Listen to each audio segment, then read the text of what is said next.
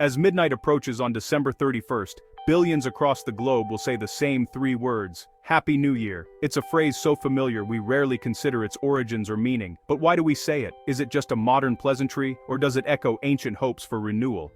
The answer surprisingly rich, a story of shifting seasons, political power, and humanity's enduring optimism. For most of history, the new year didn't begin in January, but in spring, tied to the rhythms of nature.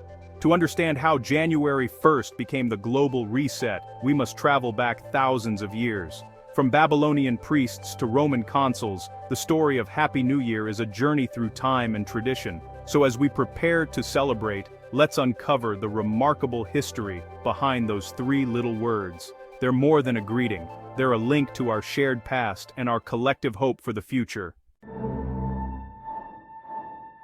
Our story begins in ancient Mesopotamia, where the Babylonians celebrated the new year in mid-March at the vernal equinox. Their festival, Akitu, lasted 12 days and marked the rebirth of nature and the triumph of order over chaos. Rituals included the king's symbolic humility before the gods, cleansing the community for a fresh start. The Babylonians also made promises to their gods. Early versions of New Year's resolutions focused on restoring balance and repaying debts. Their new year was practical, agricultural, and spiritual, rooted in the cycles of the earth.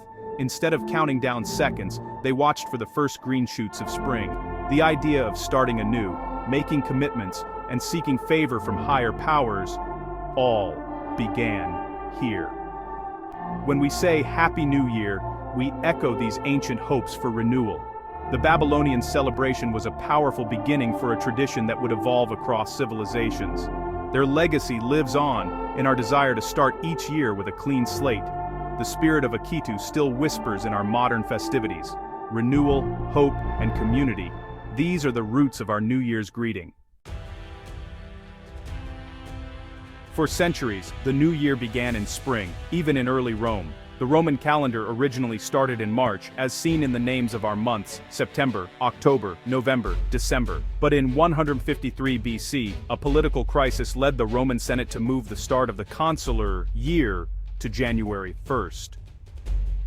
January, named for Janus, the two-faced god of beginnings and transitions, became the new start of the year. Janus looked both backward and forward, making him the perfect symbol for reflection and renewal.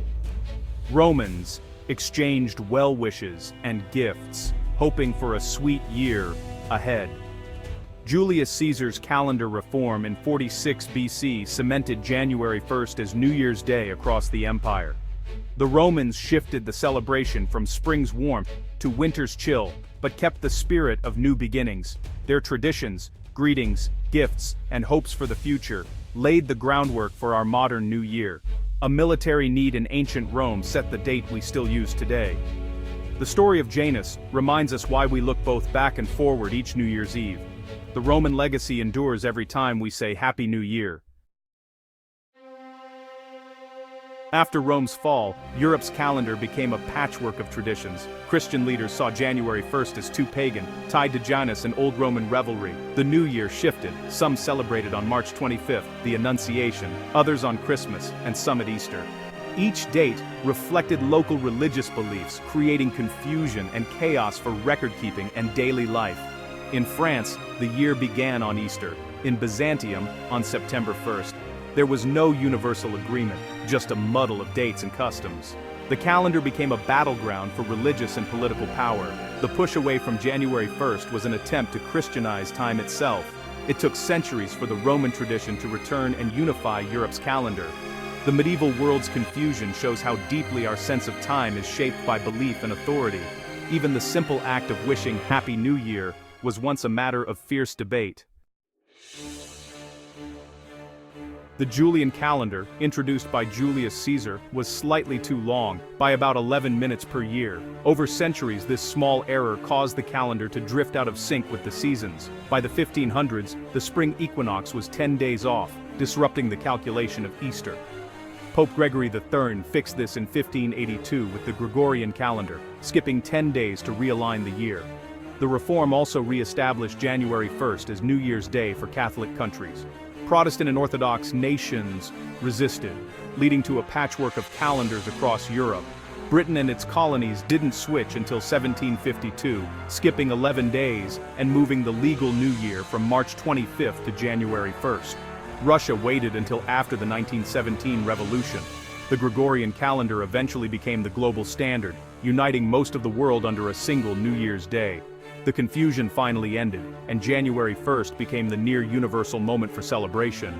Pope Gregory's reform gave us the calendar we use today. Now when we say Happy New Year, we're following a tradition shaped by centuries of debate and reform. The date is no longer in question, only how we choose to celebrate. The world finally agreed on when to start anew. With January 1st set, the custom of exchanging New Year's greetings flourished. In the 18th and 19th centuries, people visited friends and left calling cards, wishing happiness for the year ahead. The rise of printing and postal services made New Year's cards popular, especially in Victorian England and Scotland. These cards, often beautifully illustrated, spread good wishes far and wide. In Scotland, where Christmas was suppressed, Hogmanay and New Year's cards became the main winter tradition. The telephone, and later, digital technology, expanded our ways to connect. Calls, texts, and social media now carry our greetings across the globe. Despite changing technology, the core message remains, a heartfelt wish for happiness and prosperity in the year to come. The tradition of saying Happy New Year has never been stronger. New Year's Eve is marked by dazzling traditions worldwide. Fireworks, first used in ancient China to scare away evil spirits, now light up skies from Sydney to New York. In Scotland and northern England, first footing brings luck. The first visitor after midnight should bring gifts for prosperity. Spain's midnight grape eating, Denmark's plate smashing, and Latin America's lucky underwear all add unique flavors to the celebration. Each custom, quirky or grand, shares a common goal: to sweep away the old and welcome the new with hope. These rituals connect us to our communities and to the wider world. Whether it's fireworks or a simple toast, the spirit is the same, embracing the future with optimism. Around the globe, New Year's traditions sparkle with meaning and joy. They remind us that renewal is a universal wish.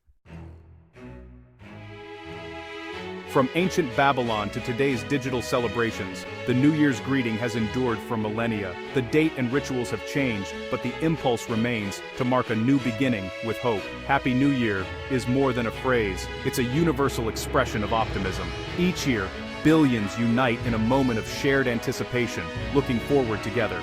Resolutions may fade, but the act of making them shows our belief in renewal. As midnight sweeps across the globe, we join a chorus of hope for peace, prosperity, and happiness. The greeting connects us to generations past and to each other. It's the oldest story we tell, that tomorrow can be better than today. So as we say those three words, let's remember the history and hope they carry. Happy New Year.